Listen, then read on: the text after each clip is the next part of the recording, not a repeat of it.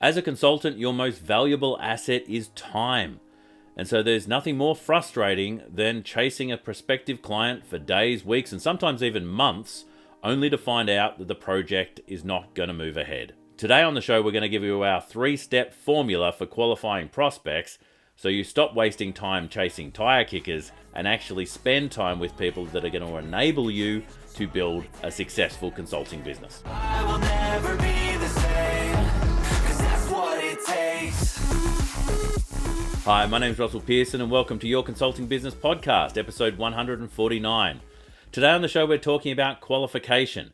We're talking about when is the right time to move someone from a prospect to a client, because it's not always the right time. There are all sorts of reasons, which we'll get into in just a moment, but we're also going to give you our 3-step formula for qualifying people and the framework around that to have a qualification conversation. By the way, if you haven't already, make sure to hit the subscribe button and ring the bell so you get notified when the next episode becomes available. So why do we need to qualify prospects in the first place? Why don't we just get them on a call and make the sale?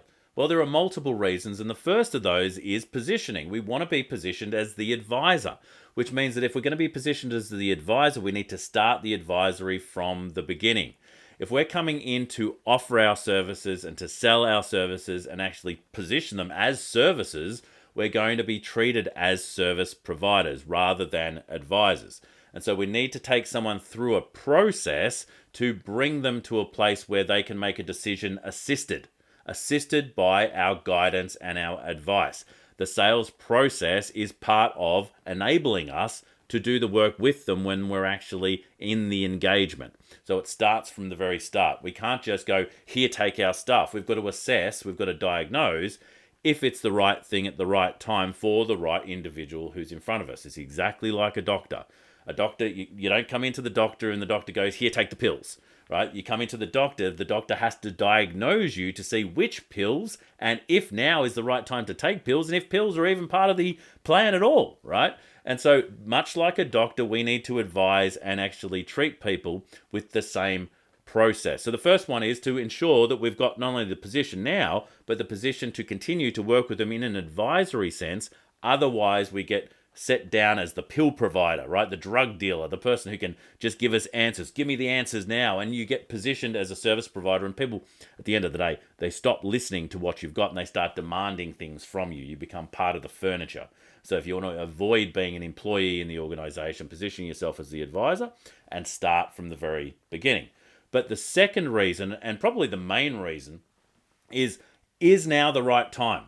There are all sorts of people who will look at what you've got. They will actually look at who you are and they say, this person is incredibly valuable. They have things of value that I know that I can use, but I don't know if I can use them now. Again, being the advisor, it is not just their job to assess whether they can use you now. It's your job to assess whether this is the right time for you to work together.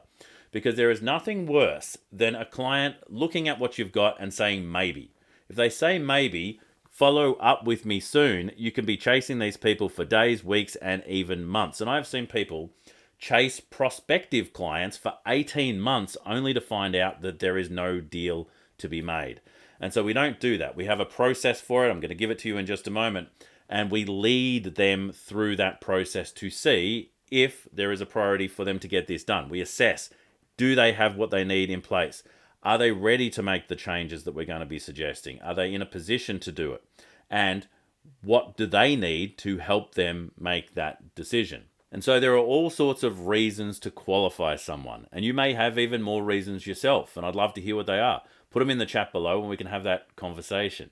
But there are 2 steps that we actually use. Number 1 is we have a priority call. And I'm going to give you the specific steps in that in just a moment. And then we move to a design call.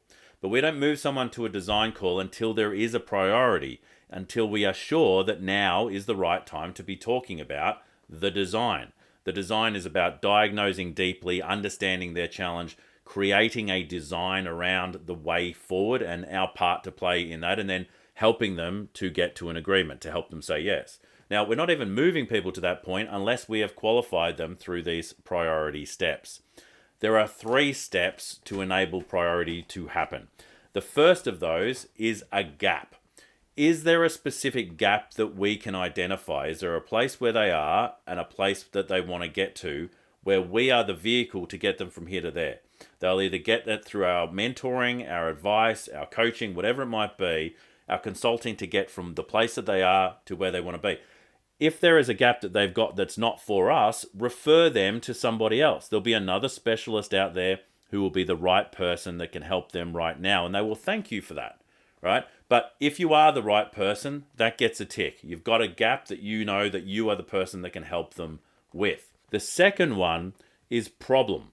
Do they identify that they have a specific problem that they want to solve? Now, there's a few elements in what I just said there. It's not, do we see a problem? It's, do they identify a problem? Because we can see 1,000 problems with most situations we go into because we're an expert. We've got expertise and we bring them to the table. And so the client or the prospect can be talking and we'll see all sorts of challenges going on for them. But right now, it's not for us to identify what the issues are. It's for them to identify.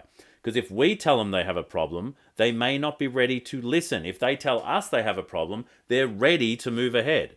And so there is all sorts of questions you can ask to identify the problems that they're experiencing. It can be as simple as, what's the challenge you're experiencing? But it could also be something a little bit more complex, which is, what have you tried to fix this issue? Or what have you tried to get from here to there? Right? Because they might not see it as a problem. They just want to get from here to there and they're looking for some sort of advice. We ask them what they've tried. That's a presupposition of failure. So they will tell us all the things that haven't worked out. Otherwise, they would be at their destination. So we need to identify that they have a problem. They need to identify that they have a problem. And finally, they need to identify they have a problem that they want to fix. The amount of people who identify they have a problem, but they believe there's nothing they can do about it, or they well, that's just life. And they're not ready to make the change. When they're not ready to make the change, they're not ready to take your counsel, which means they're not ready to take your advice, right? You can't consult to somebody effectively if they're not ready to take that good advice. So, is there a gap? Is there a problem that they identified and they want solved? If so, then tick.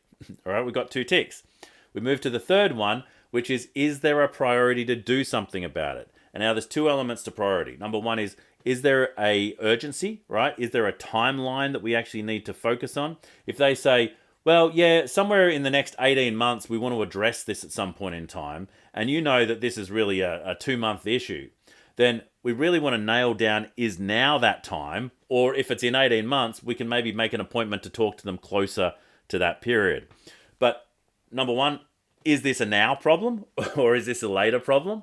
And is this a problem that actually has some need? Like, is this something we actually need to solve, or is this just a nice to have? Because if it's just a nice to have, when people actually look at your quote, they look at your pricing, they will potentially second guess the need to make this step. We want to work with people who want to transform. We want to work with people who want to change. We want to work with those people who want an outcome. And so if they don't really want the outcome, there are so many more clients out there that we can be working with. And that is the key understanding. As a solo consultant, you may have plenty of other consultants to work with you, but especially when you're still doing some of that consulting work, your time is incredibly valuable. And there is nothing more frustrating, not just than chasing clients that aren't clients yet, so chasing prospects, but working with a client who will not change, working with a client who's not ready to change, and having them push back, and then really the value of what you're doing comes into question. That's why we need to assess early whether this person is ready to make the change, and if they are, they get the 3 ticks. So number one, the gap, we get a tick there. Number 2, they have a problem they want to identify, that they have identified, and they do want to solve, all right? That's tick number 2. Number 3 is there a priority now to do something about it? And now might be, in 30 days' time. Now might be in 2 weeks' time. But it's not a year's time. It's not 2 years' time, all right? That's someone we will end up chasing for 12 months to 18 months. And we don't want to do that. We don't want to waste your time. So that's the process. Gap, problem, priority. So what I'm going to tell you next will potentially save you weeks of time every single year. And for the consultants who've implemented this, they've actually thanked us for the amount of time it saved. Because there's an old way of doing consulting and there is a more modern way of doing consulting. The old way of consulting is coffee conversations. And coffee conversations have killed more deals than just about anything else in consulting. And there's multiple reasons why. Number one is having a coffee conversation is nice, all right? It feels like I've got the lifestyle of a consultant. And the problem with a coffee conversation is it's about an hour. Sometimes it's even longer. But in an hour, we have a conversation about who are you and who am I, and we ask our qualification questions. Now, the qualification questions, even with a little bit of rapport building and back and forth, take about 7 minutes to 15 minutes of time, which leaves about 45 minutes to keep talking about the challenge that the client is experiencing. Now, in that 45 minutes, there's only one thing that the client wants to talk about, which is what is the answer to their problem, right? And they're going to pump us for information. And if we give them that information, two things can go really wrong. Number one, they go into their head and say, does that work in my situation? Now, they're coming in with a limited amount of expertise. They don't have your expertise. They're coming in with overwhelm and the fact that they're stuck in a situation where they can't solve the problem. And they make an assessment call on your recommendation there in the meeting. And a lot of the time, because they don't have your experience, they don't have your expertise, and they don't have your third-party perspective, they go, no, I don't think that's going to work, right? Which is why they need a consultant in the first place, because they can't see the forest for the trees. And so if they think that's not going to work, they're not going to move ahead with you. And then the other version, which doesn't happen as much, but it still does happen, is they go, fantastic, what a great idea. And they never call you back because they then go and implement the idea. And usually when they go to implement that idea, they screw it up because they don't have your mentoring along the way. The whole point of getting the consulting work is to help them with the outcome, to help them get the outcome, right? So we want to be there to guide them through the process. That's the most valuable part of consulting. So if we're in that coffee conversation and we've got 45 minutes, we can either give them the answer or at least talk through the answer, or finally we can stonewall them, which is we're not going to build rapport by just going quiet, right? So if you can't get out of a coffee conversation, let's say you're about to have one, you've got one booked, at the very least, put the qualification at the back 15 minutes before you leave, because you want to set up a second appointment for the design call if they are qualified.